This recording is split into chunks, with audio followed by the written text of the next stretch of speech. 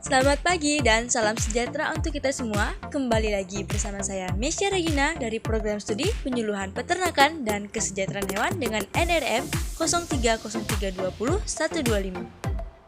Pada kesempatan kali ini saya akan menyampaikan terkait metode dan media dalam kegiatan penyuluhan peternakan. Sebelumnya, apakah kegiatan penyuluhan peternakan tersebut? Penyuluhan peternakan ialah proses pendidikan non-formal yang bertujuan untuk merubah perilaku peternak atau meningkatkan minat peternak. Dari sasaran penyuluhan peternakan untuk menciptakan sumber daya manusia peternakan yang unggul dan berdaya saing. Perubahan perilaku dapat terjadi apabila terjadinya interaksi antar penyuluh dan peternak atau kelompok ternak yang berjalan dengan baik dan tercapainya tujuan kelompok ternak yang dapat mesejahterakan kelompok peternak itu sendiri. Untuk tercapainya proses penyuluhan peternakan yang berkelanjutan, maka penyuluh peternakan akan menyampaikan informasi baru dengan sasaran peternak milenial dengan melakukan komunikasi secara kreatif dengan tujuan agar dapat meningkatkan minat serta peran pemuda-pemudi untuk kegiatan peternakan. Oleh sebab itu, metode penyuluhan peternakan merupakan cara penyampaian materi penyuluhan peternakan kepada pelaku utama dan pelaku usaha agar mereka mau dan mampu menolong dan mengorganisasikan dirinya dalam mengakses informasi pasar, teknologi, permodalan, dan sumber daya lainnya sebagai upaya untuk meningkatkan produktivitas serta efisiensi usaha, pendapatan, dan juga kesejahteraan, serta meningkatkan kesadaran dalam melestarikan fungsi lingkungan hidup. Metode penyuluhan peternakan erat kaitannya dengan metode belajar orang dewasa atau sering disebut andragogi, di mana penyuluh menjalankan tugas utamanya sebagai pendidik, pengajar, dan juga pendorong, selalu berhubungan dengan sasaran penyuluhan yang biasanya adalah para peternak, di mana sebagai suatu proses pendidikan. Maka keberhasilan penyuluhan sangat dipengaruhi oleh proses belajar yang dialami oleh pelaku atau peternak, yang mana dalam pelaksanaan penyuluhan, pemahaman proses belajar pada orang dewasa serta prinsip-prinsip yang harus dipegang oleh seorang penyuluh dalam menjalankan tugasnya menjadi sangat penting peranannya, karena dapat membantu penyuluh dalam mencapai tujuan penyuluhan yang telah ditentukan. Dalam proses penyuluhan terhadap suatu metode atau teknik penyuluhan sangat tergantung kepada tujuan khusus yang ingin dicapai serta situasi kerjanya. Karena beragamnya metode penyuluhan yang dapat digunakan dalam kegiatan penyuluhan, maka perlu diketahui pengolahan metode penyuluhan menurut jumlah sasaran yang hendak dicapai, berdasarkan pendekatan sasaran yang ingin dicapai, serta penggolongan metode terbagi menjadi 3, yakni metode berdasarkan pendekatan perorangan, kelompok, dan juga massal. Pada prinsipnya, metode penyuluhan dapat digolongkan sesuai dengan macam-macam pendekatannya. Yang pertama ialah penggolongan dari segi komunikasi. Metode penyuluhan dapat digolongkan menjadi ke dalam 2 golongan, yaitu metode yang langsung atau direct communication, di mana face-to-face communication.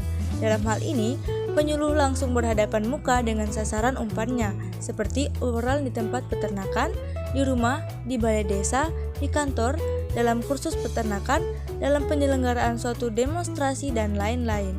Yang kedua ialah metode yang tidak langsung atau indirect communication.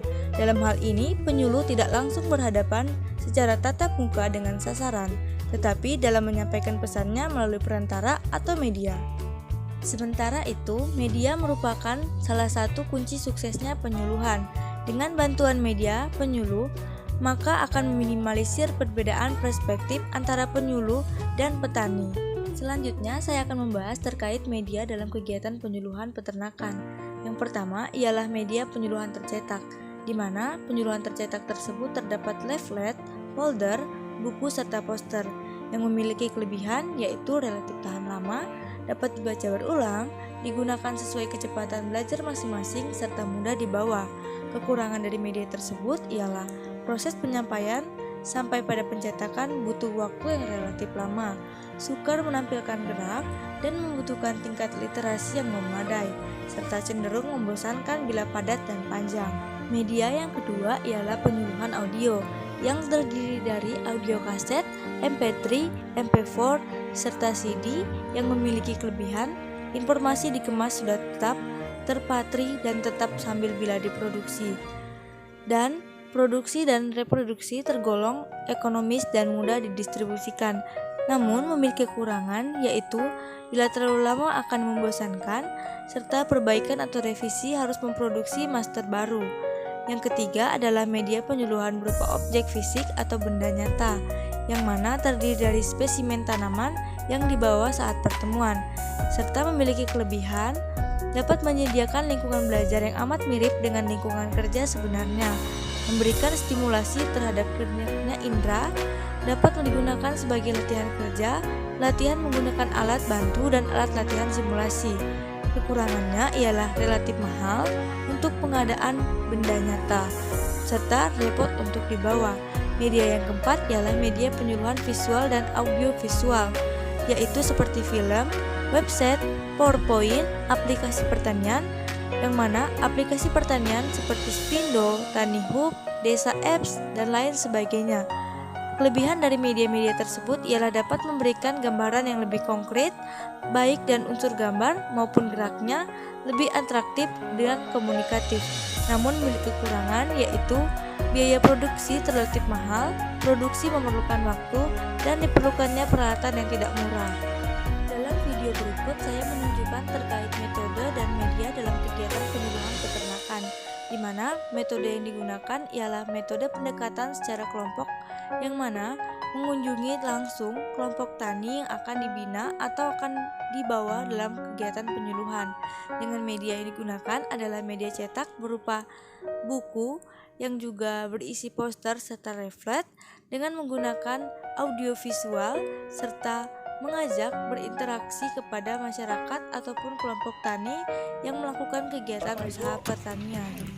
Maafkan saya, tadi Bapak Ibu saya minta untuk menuliskan semua harapan, karena saya mau kelompok ini tadi kan Bapak suruh nulis sendiri Pak ya, itu menjadi kelompok harapan pribadi atau harapan kelompok Pak?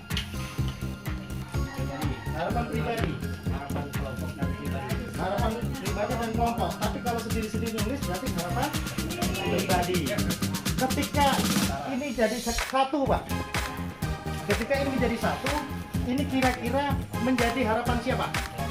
Kelompok bersama, kelompok bersama ya. Sepakat Pak ya? Sepakat. Kalau ini menjadi satu bersama, satu berarti adalah kelompok bersama. Berarti tidak ada satu si A si B-nya lagi Pak ya. Nah, gimana? Apakah kita bacakan atau kita simpen saja? Bacakan. Bacakan Pak ya, harapan kita bersama ini ya. Ini mau betul. Sepakat ya, harapan kelompok ini ya. Sepakat Pak ya? Sepakat. Berarti ini adalah harapan bersama, harapan kelompok dari Pion. Terus ya.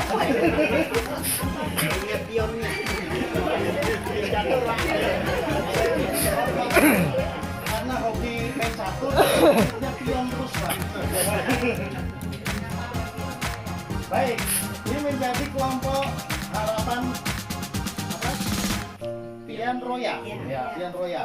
Saya agak pelan sedikit Pak supaya nggak salah ngomong. Baik. Pertama adalah kesejahteraan keluarga. Ingin belajar pertanian benar. Nah, sekarang kemudian semangat kerja tetap maju. Panen supaya berhasil. Kemudian ingin merubah pola pikir petani. Wah, ini luar biasa ini. Nah, kemudian ingin merubah nasib.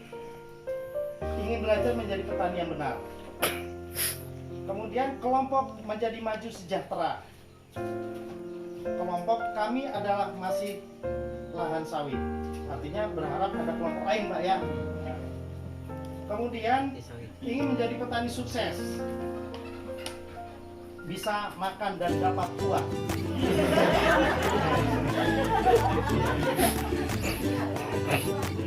Kemudian tetap maju semangat berhasil sejahtera. Semoga petani berjalan. Kemudian harapan makmur jaya semakin maju. Mari.